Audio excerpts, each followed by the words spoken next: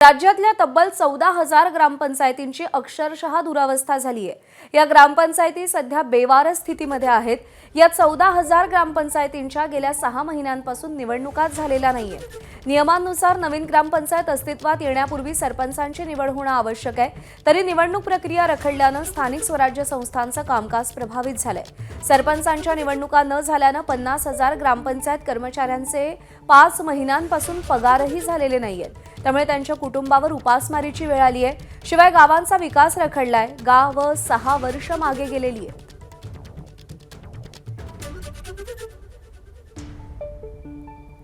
शंभरहून अधिक पुरस्कार प्राप्त माजी सरपंच भास्कर पेरे पाटील यांनी राज्यातील ग्रामपंचायत व्यवस्थेसंदर्भात गंभीर चिंता व्यक्त केली आहे। पेरे पाटील हे पाटोद्याचे माजी सरपंच आहेत।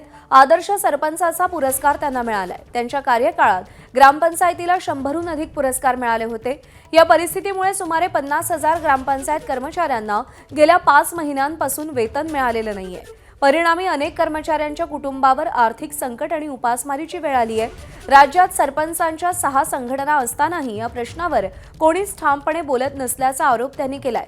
कोणी याबाबत बोललं तर जुने गुन्हे काढून आत टाकलं जातं असा आरोप भास्कर पेरे पाटील यांनी केलाय। प्रश्न निवडणुकीच्या किंवा सरपंचाच्या पदावर बसायचा हा नाही आहे, पण त्याच्यामुळे कारभार ठप्प झाला।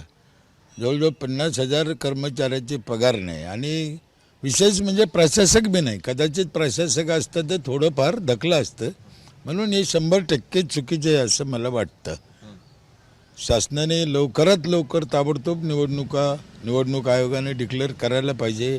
हे मी एकटाच महाराष्ट्रात खूप दिवसाचं बोलू राहिलो, पण आमचा आवाज त्यांच्यापर्यंत पोहोचत नाही। या निमित्तानं तो पोहोचेन अशी मी आशा करतोय। आता 14,000 गावात सरपंच नाही, प्रशासक नाही म्हणल्यावर तो कारभार चालायचा कसा? एबीपी माझा, उघडा डोळे बघा नीट।